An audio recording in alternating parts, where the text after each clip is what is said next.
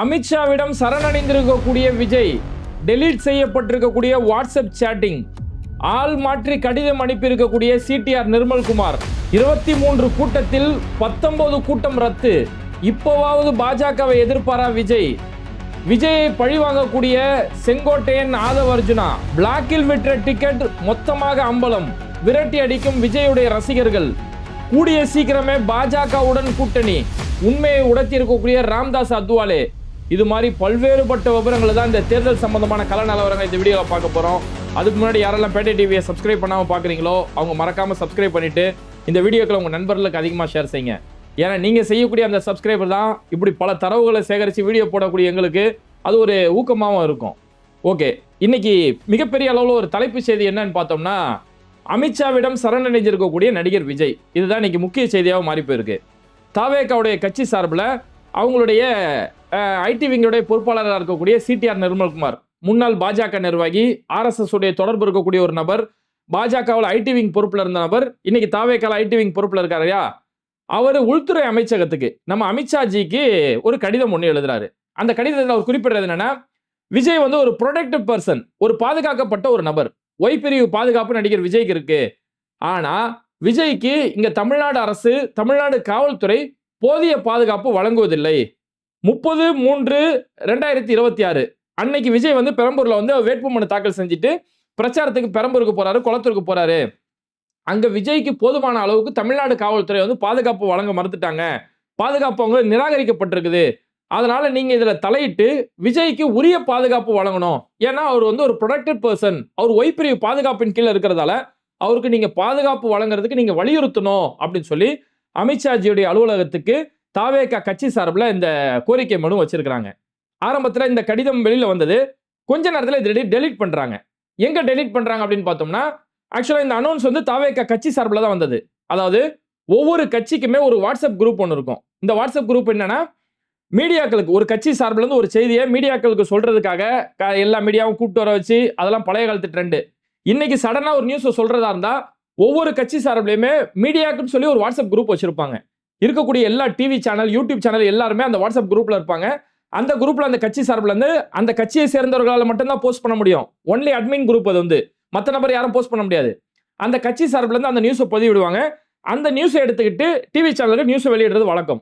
அந்த மாதிரி டிவிகே கட்சி சார்பில் TVK print and TV channels அப்படின்னு சொல்லக்கூடிய ஒரு வாட்ஸ்அப் குரூப் இருக்கு. எல்லா ஊடகங்களும் அந்த குரூப்ல இருப்பாங்க.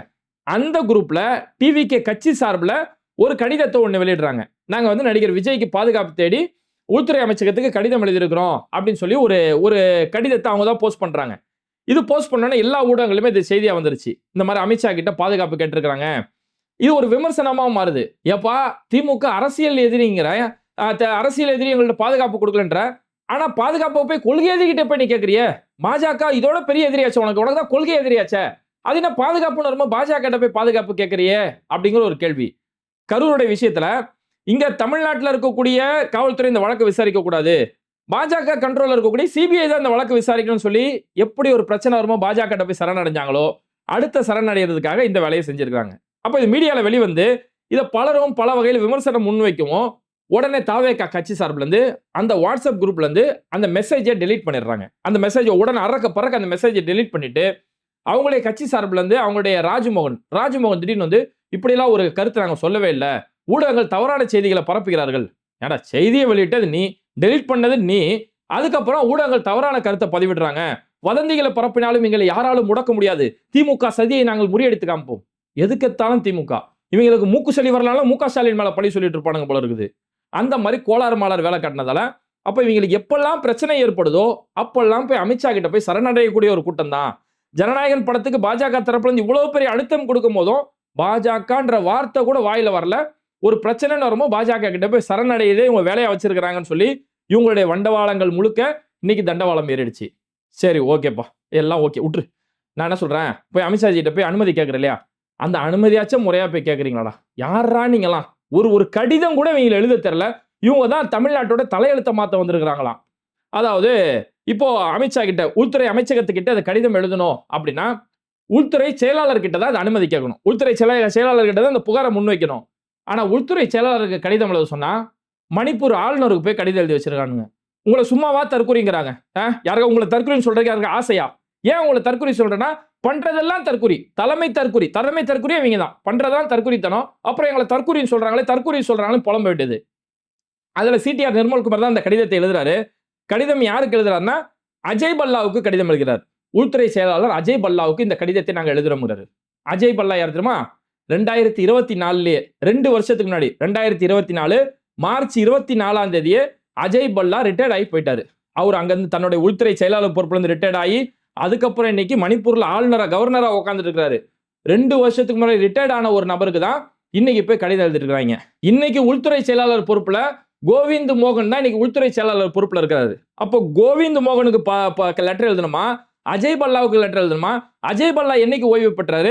அஜய் பல்லா இன்னைக்கு எந்த பொறுப்புல இருக்கிறாரு? இந்த எதுவுமே தெரியாது. நானும் அரசியல் பண்ண போறேன்.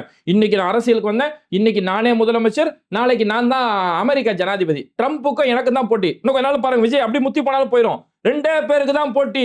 ஒன்னு ட்ரம்ப், இன்னொன்னு விஜய் அப்படின்னு முத்தி போனாலும் அதுக்கு ஆச்சரியப்படுறதுக்கு இல்ல. அப்பேற்பட்ட ஒரு கோமாளி கூட்டம். ஒண்ணுமில்லங்க, போன மாசம் 2 மாசத்துக்கு முன்னாடி நடந்த சம்பவம். எஸ்ஐஆர் சம்பந்தமா கருத்து கேட்பு கூட்டம் தலைமை தேர்தல் அதிகாரி சார்பில் நடந்தது. அப்ப தேர்தல் அதிகாரி சார்பில் எல்லா கட்சிகளையுமே கூப்பிட்டாங்க. அப்ப தாவேகா ஒரு கட்சி அப்பதான் உருவாகிறதால தாவேகா கட்சிக்கு அழைப்பு கொடுக்கலையாம். அப்போ உடனே விஜய் தலைமை தேர்தல் ஆணையருக்கு கடிதம் எழுதுறாங்க. தலைமை தேர்தல் ஏன் எங்களை நீங்க அழைக்கவில்லை அப்படின்னு சொல்லி கடிதம் எழுதுறாங்க. இந்த பிரச்சனை யார்கிட்ட கொண்டு போனோம்? தலைமை தேர்தல் அதிகாரிக்கு, சிஓக்கு இந்த கடிதத்தை எழுதணும். ஆனா இவங்க எலெக்ஷன் கமிஷனருக்கு லெட்டர் எழுதுறாங்க. தலைமை தேர்தல் ஆணையருக்கு போய் கடிதம் எழுதுறாங்க. அதாவது சிஓட ஆபீஸ் செஞ்சார்ஜ் கோட்டை, முதலமைச்சரோட கோட்டை இருக்கு இல்லையா, அதுல ஒரு பகுதியில் அந்த தலைமை தேர்தல் அதிகாரியோட ஆபீஸ் இருக்கும். அங்க எழுத வேண்டிய கடிதத்தை போய் தலைமை தேர்தல் ஆணையருக்கு கோயம்பேடுல இருக்கல ஆபீஸ், அந்த ஆபீஸ்ல போய், அப்போ தேர்தல் அதிகாரி யாரு, தேர்தல் ஆணையர் யாரு, இந்த விவரமும் தெரியல. இன்னைக்கு உள்துறை செயலாளர் யாரு, இன்னைக்கு மணிப்பூரோட ஆளுநர் யாரு, இந்த விவரமும் தெரியாம இவங்கெல்லாம் அரசியல் பண்ண வந்துட்டாங்கன்னு சொல்லி இன்னைக்கு இவங்களை பார்த்து யாருமே வாயால சிரிக்கல, வேற வழியில சிரிக்கிறாங்க. அந்த அளவுக்கு இன்னைக்கு தாவேக்கோட நிலைமை நாரி போய் கிடக்குது. இதெல்லாம் போயிட்டு இருக்கக்கூடிய நேரத்துல விஜய்க்கு வந்திருக்கக்கூடிய அடுத்த ஒரு பெரிய ஒரு ஆபத்து, அவருக்கு வந்திருக்கக்கூடிய அடுத்த ஒரு சர்க்கிள்னு பார்த்தோம்னா, இப்போ தமிழ்நாடு தொட்டு புதுச்சேரியிலுமே தேர்தல் நடக்க போகுது. புதுச்சேரியில ஏப்ரல் 9ஆம் தேதி தேர்தல் நடக்க போகுது. அங்கேயுமே தாவேக்கா நான் அங்கேயும் தலைகீழாக தான் குதிப்பேன் அப்படின்னு சொல்லி அங்க போயிருந்தாரு. இங்க 2 நான் ஆட்சியில பங்கு தரேன், அதிகாரத்துல பங்கு தரேன், யாரையோ கூப்பிட்டு பார்த்தாரு. ஒன்னெல்லாம் ஒரு பையன் மதிக்க மாட்டான், போ உன்ன ஒரு ரசிகனே மதிக்க மாட்டான், நான் மதிக்கணுமா அப்படின்னு சொல்லி யாருமே விஜய் கூட கூட்டணி வரல. புதுச்சேரியிலுமே இந்த மாதிரி எல்லாருமே கூப்பிட்டாரு. அங்க இருக்கக்கூடிய பாஜகவுக்கு ஸ்கெட்ச் போட்டாரு, அதிமுகவுக்கு ஸ்கெட்ச் போட்டாரு, அங்க இருக்கக்கூடிய முதலமைச்சர் ரங்கசாமிக்கு ஸ்கெட்ச் போட்டாரு. யாருமே கடைசி வரைக்கும் விஜய் பக்கம் வரல. விஜய் கூட வந்தது என்னவோ, அங்க முன்னாள் பாஜகவுடைய தலைவராக இருந்த சுவாமிநாதன், அவர் மட்டும் தான் விஜய் கூட வந்திருக்கிறாரு. இப்ப அப்படி இருக்கிற நேரத்துல கடைசியில் விஜயை மதிச்சு ஒரே ஆள் வந்தார் அப்படின்னு பார்த்தோம்னா, நேயம் மக்கள் கழகம் அப்படின்னு சொல்லக்கூடிய புதுச்சேரியில இருக்கக்கூடிய ஒரு சின்ன ஒரு கட்சி, ஒரு லெட்டர் பேட் கட்சி, நேயம் மக்கள் கழகம். நான் சொல்ற வரைக்கும் இந்த பேரை கூட யாரும் கேள்விப்பட்டிருக்க மாட்டீங்க. கட்சியோட தலைவர் குப்புசாமின்னு ஒருத்தர் இருப்பாரு, நேயம் மக்கள் கழகம். நிறைய பேருக்கு இந்த பேரை இன்னைக்கு தான் புதுசா கேட்பீங்க. அவரு தான் விஜய் கூட, சார் நான் உங்க கூட கூட்டணி வரேன் சார் அப்படின்னா, என்னையும் மதிச்சு கூட்டணி வந்திருக்கியடா, எங்கேயோ போயிட்டடா நீ அப்படிங்கிற மாதிரி அவருக்கு ஒரு இந்தா உனக்கு 2 சீட்டு தரடா, போடா எப்படி எங்கேயோ போயிட்டடா நீ அப்படின்ட்டு புதுச்சேரியில் இருக்கக்கூடிய 30 தொகுதிகளை நேயம் மக்கள் கழகத்துக்கு 2 தொகுதியை மாணவரே வாரி கொடுத்திருக்கிறாப்புல. அப்போ புதுச்சேரியிலுமே தாவேக்கா போட்டிடுறதால அங்க நடிகர் விஜய் அங்க பிரச்சாரம் பண்ணணும் அப்படின்னு சொல்லி புதுச்சேரி காவல்துறை கிட்ட அனுமதி கேட்கறாங்க. இந்த மாதிரி விஜய் 23 இடங்கள்ல ரோடு ஷோ நடத்துவாரு, பிரச்சாரம் செய்வாரு, இதற்கு தாங்கள் அனுமதி தர வேண்டும் அப்படின்னு சொல்லி அனுமதி கேட்கும்போது அதெல்லாம் தர முடியாது. 23 இடத்துல அனுமதி தர முடியாது. நீ இஷ்டத்துக்கு ரோடு ஷோ நடத்துவேன், ஒன்னு பார்க்க தற்கொலை கூட்டம் வரும், அடிச்சு பிடிச்சி கரூர் மாதிரி இந்த குட்டி ஊர் புதுச்சேரி, கரூர் மாதிரி நாங்களே சாகணுமா அப்படின்னு சொல்லி அதெல்லாம் அனுமதி தர முடியாதுன்னு சொல்லி 23இல் 19 இடங்களுக்கான அனுமதியை மறுத்துட்டாங்க. 19 இடத்துல அனுமதி தர முடியாது. வேணா இந்த 4 இடம் நீ குறிப்பிட்டல 23, அதுல இந்த 4 இடத்துக்கு அனுமதி தரேன், முடிஞ்சா பிரச்சாரம் பண்ணிடலாம், வீட்டு கிளம்பு அப்படின்னு சொல்லி தூக்கி மூஞ்சில எரிஞ்சிட்டாங்க. அப்ப இந்த இடத்துல விஜய் என்ன பண்ணிருக்கணும், புதுச்சேரி அரசு எவ்வளவு வஞ்சகம் செய்கிறது, புதுச்சேரி காவல்துறை எவ்வளவு அராஜகம் செய்கிறது அப்படின்னு ஏதாவது ஒரு வாய் திறந்து பேசணும்ல.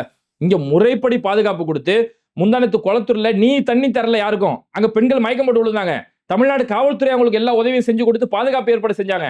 அந்த காவல்துறையை பார்த்து முறையான பாதுகாப்பு தரல, ஸ்டாலின் பழி வாங்குறாருன்னு சொல்லி அமித்ஷாவுக்கு லெட்டர் போட தெரிஞ்ச உனக்கு இங்க புதுச்சேரியில உனக்கு நீ அனுமதி கேட்டு அனுமதி மறுக்கிறாங்களே, அந்த இடத்துல அங்க புதுச்சேரியோட காவல்துறை அமித்ஷாஜியோட கண்ட்ரோல்ல இருக்குது. ஏன்னா அது ஒரு யூனியன் பிரதேசம், அமித்ஷாவோட கண்ட்ரோல்ல இந்த காவல்துறை இருக்குது. அப்போ பாஜக அரசு எங்களுக்கு அனுமதி மறைக்கிறது, தன்னுடைய காவல்துறையை வச்சு எங்களுக்கு எதிராக செயல்படுதுன்னு சொல்லி ஒரு வாய் திறந்து பேச பார்க்கலாம், எங்க சும்மா பேசதான் பார்க்கலாம், அங்கெல்லாம் வார்த்தை வராது.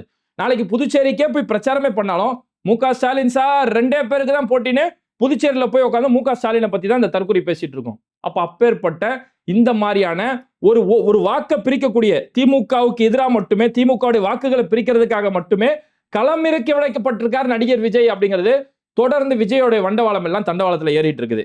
ஓகேவா? இப்ப விஜய்க்கு அடுத்தடுத்த சர்க்கிள்கள் தொடர்ந்து மனுஷன் சறுக்கி சருன்னு சறுக்கி விழுந்துட்டு இருக்காப்ல.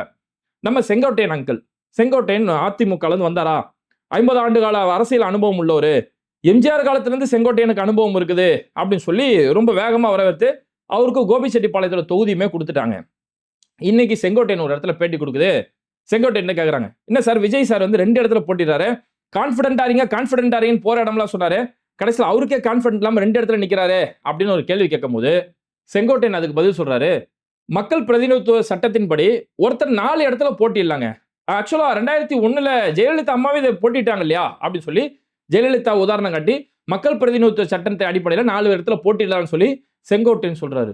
அப்போ செங்கோட்டையன் 50 ஆண்டு கால அரசியல் அனுபவங்கிறது இதுதான். இந்த அடிப்படை அறிவு கூட இல்லாத ஒரு நபரை தான் விஜய் தனக்கான வழிகாட்டியா இன்னைக்கு வச்சிருக்கிறாரு அப்படிங்கிறது அம்பலமாகுது. ஆக்சுவலா மக்கள் பிரதிநிதித்துவ சட்டம் இருக்கு இல்லையா, representation of the people act 1950, அதுல செக்ஷன் 33 என்ன சொல்லுதுன்னா, ஒரு வேட்பாளர் 2 தொகுதிகளில் மட்டுமே போட்டியிடுறதுக்கான அனுமதி இருக்குது அப்படின்னு சொல்லி மக்கள் பிரதிநிதித்துவ சட்டம் ரொம்ப தெளிவா சொல்லுது. ஒரு வேட்பாளர் 2 இடத்துல மட்டும் தான் போட்டியிட முடியும். 3வது ஒரு இடத்துல வேட்பு மனு கொடுக்க அவருடைய மொத்த வேட்பு மனு நிராகரிக்கப்படும் சொல்லி மக்கள் பிரதிநிதித்துவ சட்டம் சொல்லுது. அப்ப ஜெயலலிதா 4 இடத்துல போட்டிட்டாங்கன்னு செங்கோட்டையன் சொல்றாரு அப்படின்னா, ஜெயலலிதா 4 இடத்துல போட்டிட்டாங்க. ஜெயலலிதா வேணும்னே தன்னுடைய வேட்புமனு நிராகரிக்கப்பட வேணும் அப்படின்னு போட்டிட்டாங்க.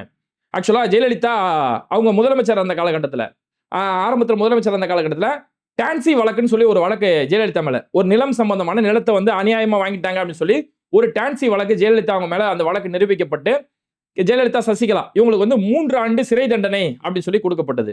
அப்ப எப்போ ஒரு அரசியல்வாதிக்கு 3 ஆண்டு சிறை தண்டனை கொடுக்கப்படுதோ அவங்க தகுதி நீக்கம் செய்யப்படுவாங்க. 2 வருஷம் அவருக்கு சிறை தண்டனை கொடுக்கப்பட்டாலே அடுத்து அவங்க தேர்தலில் போட்டியிட முடியாது. அவங்க ஆல்ரெடி முதலமைச்சராகவோ எம்எல்ஏவா இருந்தா அவங்களுடைய பதவி தகுதி நீக்கம் செய்யப்படும் சட்டம். அப்ப இந்த தீர்ப்பு 2000 இந்த தீர்ப்பு வருது. உடனடியாக 2001ல தமிழ்நாட்டில் தேர்தல் வருது. அப்ப இந்த தேர்தலில் ஜெயலலிதா போய் போட்டியிட்டாலும் அவங்களுடைய வேட்புமனு நிராகரிக்கப்படும். ஏன்னா 3 வருடம் அவங்களுக்கு சிறை தண்டனை கொடுக்கப்பட்டிருக்கு. அப்போ நான் இந்த இடத்துல என்னோட பேர் கெட்டு போகக்கூடாது அப்படிங்கிறதுக்காக ஜெயலலிதா ரொம்பவே உஷாரா அதை தன்னுடைய அனுதாபமா மாற்ற ஆரம்பிச்சாங்க. என்ன பண்ணாங்கன்னா, ஜெயலலிதாவுக்கு நல்லா தெரியும் 2 இடத்துக்கு மேல ஒருத்தரால போட்டியிட முடியாதுன்னு நல்லா தெரியும். ஆனா ஜெயலலிதா 4 இடத்துல வேட்புமனு தாக்கல் செய்றாங்க. 4 இடத்துல வேட்புமனு தாக்கல் செஞ்சு 4மே நிராகரிக்கப்படுது. தேர்தல் ஆணையத்தால் நிராகரிக்கப்படுது. நிராகரிச்சோன்னா பாத்தீங்களா, எங்க அம்மாவை தேர்தலில் கூட நிக்க விடாம திமுக சதி செய்து, கலைஞர் கருணாநிதி சதி செய்யறாருன்னு சொல்லி அதை தனக்கான ஒரு அனுதாபமா அந்த இடத்துல மாத்துறாங்க. அப்போ வேணும்னே நிராகரிக்கப்படும் தெரிஞ்சுதான் ஜெயலலிதா அன்னைக்கு போட்டிட்டாங்க. அதனால இதை வச்சுக்கிட்டு செங்கோட்டையன் சொல்றதெல்லாம் வந்து உப்பு சப்பு இல்லாத காரணம். செங்கோட்டையனோட 50 ஆண்டு கால அனுபவம்ங்கிறது இவ்வளவுதானா, ஒரு நபரால 2 தொகுதிக்கு மேல போட்டியிட கூட முடியாது அப்படிங்கிற இந்த அடிப்படை அறிவு கூட செங்கோட்டையன் கிடையாதா அப்படின்னு சொல்லி இன்னைக்கு செங்கோட்டையன் அம்பலமாயிருக்கிறாரு. இந்த இடத்துல வரக்கூடிய அடுத்த கட்ட சந்தேகம் என்னன்னா, செங்கோட்டையன் இதை தெரிஞ்சுதான் பேசுறாரா அல்லது வேணும்னே பேசுறாரா? ஏன்னா விஜய்க்கு தொடர்ந்து விஜயோட வாக்கு வங்கிகளை சரிக்கிறதுக்காக வேணும்னே இந்த மாதிரி பாஜகவால இப்படி பேச வைக்கப்படுறாரா, கூட இருந்தே விஜயை பழி வாங்குறாரா, அல்லது செங்கோட்டையனுக்கு இந்த பேசிக் நாலேஜ் கூட செங்கோட்டையனுக்கு இல்லையா அப்படிங்கிற பல்வேறுபட்ட கேள்விகள் வருது. ஏன்னா செங்கோட்டையன் மட்டும் விஜய் கூட வந்து இந்த சறுக்கக்கூடிய வேலைகள் பண்ணல. ஆதவ அர்ஜுனா நேற்று அந்த கண்ணாடி பாட்டில் விட்டினது நம்ம இதுக்கு முன்னாடி வீடியோவில் கூட சொல்லியிருந்தோம். அந்த கண்ணாடி பாட்டில் வீசி கடைசியில் கைது செய்யப்பட்டது வேற ஆளு. அதுக்குள்ள இதுக்கு மு.க. ஸ்டாலின் காரணம், திமுக காரணம் சொல்லி ஒரு பழிய போட்டாங்க. கடைசியில் அதில் எக்ஸ்போஸ் ஆயிட்டானுங்க. உடனடியாக ஆதவ அர்ஜுனா அதில் பாதிக்கப்பட்ட பெண்களை நான் பார்க்கறதுக்கு ஹாஸ்பிட்டலுக்கு போறேன்னு சொல்லி ஹாஸ்பிட்டலுக்கு அங்கே தெரிச்சுக்கிட்டு ஓடுறாரு. பார்த்தா எந்த பெண், அதாவது 2 பேர் சண்டை போட்டுக்கிட்டாங்க. அந்த பாட்டிலோட சில்லு விழுது. சண்டை போட்டோன்னா தாவேக்கா சேர்ந்தோம் சொல்லி சில செய்திகள் வந்துட்டு இருக்குது. அந்த பாட்டிலோட சில்லு போய் சிலர் மேல போய் விழுது. இந்த சில்லு விழுந்ததால அவங்க வந்து பயங்கரமா பாதிக்கப்பட்டாங்க, ஹாஸ்பிட்டல் அட்மிட் பண்ணப்பட்டாங்க அப்படின்னு சொல்லி ஆதவ அர்ஜுனா அங்க ஒரு செட்டிங் போடுறாரு. அந்த அம்மா ரொம்ப கேஷுவலா தான் அந்த இடத்துல நடந்து போறாங்க. அங்க வந்து அந்த வீடியோ காட்சிகள் நம்ம பார்க்க முடிஞ்சு. அந்த அம்மா ரொம்ப கேஷுவலா போறாங்க. அந்த அம்மாவை ஆதவ அர்ஜுனா போய் பார்த்துட்டு, உங்க கூட நாங்க இருக்கிறோமா, தாவேக்கா நாங்க இருக்கிறோமா அப்படின்னு சொல்லி அந்த இடத்துல ஒரு டிராமா போட்டு அதை வீடியோ போட்டோல எடுத்துட்டு அதையே ஒரு சோசியல் மீடியா அப்லோட் பண்ணிட்டு அதே ஹாஸ்பிட்டல்ல வந்துட்டு எல்லாரும் கூட குரூப் போட்டோ, செல்ஃபி போட்டோ எடுத்துக்கிறாரு. அப்போ பாதிக்கப்பட்டவங்களை ஆஸ்பத்திரியில் பார்க்க போயிருக்கிற, எவ்வளோ சோகமா எவ்வளோ இரக்கமான சூட நீ அங்கே போனோம், ஆனால் அங்கே போய் நீ குரூப் போட்டோ எடுத்துக்கிறியா அப்படின்போது அப்போ ஆதவ அர்ஜுனோட நாடகம் தொடர்ந்து இந்த இடத்துல அம்பலமாகுது. இங்கெல்லாம் ஒண்ணுமே பாதிப்பு ஏற்படாது, இவங்கெல்லாம் பார்க்கறதுக்கு வேகமா ஓடுறிய, ஹாஸ்பிட்டல் ஓடுறிய. இப்போ தஞ்சாவூர்ல விஜய் பார்க்க போய் பைக்ல போய் சறுக்கி விழுந்து ஒரு பையன் தலையில அடிபட்டு 1 வாரத்துக்கு மேல கோமாவில் இருந்து கடைசியில் அந்த பையன் செத்தே போயிட்டானே, அவங்க அப்பா ஒரு பால் வியாபாரி அழுதாரு, அங்கெல்லாம் ஏன்பா போல? யாருமே போலையே. உங்க கட்சியில இருக்கக்கூடிய சின்ன பொறுப்புல இருக்கக்கூடிய ஒருத்தன் கூட போலையே. அப்ப இவங்க பண்றது எல்லாமே நாடகம். எங்க திமுக மேல பழி போட முடியுமோ அங்க மட்டும் தான் நாங்க போய் அரசியல் பண்ணுவோம். மத்தபடி என் கட்சியை தொண்டனோ, என் கட்சியை சேர்ந்த ரசிகர்களோ யாரு செத்தா எனக்கு என்ன? அவன் சாவறதுக்கு தான் வந்திருக்கான், சாவட்டும் அப்படின்னு தான் இவங்க அரசியல் பண்றாங்க அப்படிங்கிறது இவங்களுடைய வண்டவாளம் அனைத்தும் நாளுக்கு நாள் தண்டவாளத்துல ஏறிட்டு இருக்குது. இப்ப இன்னைக்கும் பார்த்தோம்னா இவங்களுடைய கட்சியை சேர்ந்த ஒரு வேட்பாளர், அவர் இன்னைக்கு வேட்பாளர், நேத்து வரைக்கும் ரசிகர் மன்ற தலைவர் தானே. அவர் என்ன பண்ணிருக்காரு, ஜனநாயகன் படம் ரிலீஸ் ஆகிறதா இருந்தது இல்லையா, அப்ப 200 டிக்கெட் 350 ரூபாய்க்கு வித்திருக்காரு. அதுல வாங்கி ஏமாந்த சில ரசிகர் இருக்கானுங்களே, படம் ரிலீஸ் ஆகல, எங்களை எக்ஸ்ட்ரா காசு வேற குத்து வித்திருக்கிறேன், அந்த காசு ஏச்சும் தரணும்ல, இது எதையுமே தராதல அந்த நபருக்கு இன்னைக்கு சீட்டு கொடுத்துருக்காங்க. கஞ்சா கேஸ்ல மாட்டினவனுக்கு சீட்டு, பாலியல் வழக்கில் மாட்டினவனுக்கு சீட்டு, ஜாதி வரியனுக்கு சீட்டு, இங்க இந்த மாதிரி பிளாக்ல டிக்கெட் எடுத்தவனுக்கு சீட்டு கொடுத்துருக்காங்க. அப்ப அந்த ஊர்ல இருக்கக்கூடிய விஜய் ரசிகர்கள், இவன் பிளாக்ல டிக்கெட் வைத்த பையங்க, எங்களை ஏமாத்தினவங்க, இவன்லாம் எப்படிங்க சீட்டு தரலாம், நீ எல்லாம் இங்க ஓட்டு டிக்கெட்டே வரக்கூடாதுன்னு சொல்லி அடிச்சு விரட்டக்கூடிய காட்சிகள் தொடர்ந்து இன்னைக்கு ஒவ்வொரு நாளும் களத்துல இருந்து விஜயோடைய அரசியல் ஒவ்வொரு நாளும் அம்பலம் ஆகிட்டு இருக்குது. இப்போ இதுல அடுத்த கட்ட ஒரு அதிர்ச்சி என்னன்னா, ராம்தாஸ் அத்வாலே பாஜகவுடைய கூட்டணியில் இருக்கக்கூடிய தலித் தலைவர் என்று அறியப்பட்ட, அவர் தலித் தலைவர்லாம் சொல்லக்கூடாது, தலித் தலைவர் என்று அறியப்பட்ட, அதாவது ஒரு காலத்துல இன்னைக்கு அண்ணன் திருமாவளவன் எப்படி தலித் மக்களோட உரிமைக்காக குரல் கொடுக்கிறாரோ அந்த மாதிரி வட மாநிலங்கள்ல ராம்தாஸ் அத்வாலே, ராம்விலாஸ் பாஸ்வான், இது மாதிரியான சில அரசியல் தலைவர்கள் இருந்தாங்க. உண்மையாவே தலித் மக்களுக்கு அந்த காலத்துல குரல் கொடுத்தாங்க. ஆனா பாஜகவுடைய இந்த விலைக்கு வாங்கக்கூடிய அரசியல் இருக்குல்ல, அதுக்கு பலியான நபர் தான் ராம்தாஸ் அத்வாலே. விலைக்கு வாங்கப்பட்டு இன்னைக்கு ஒன்றிய இணை அமைச்சரா பாஜக கூட்டணியில் இருக்கிறாரு.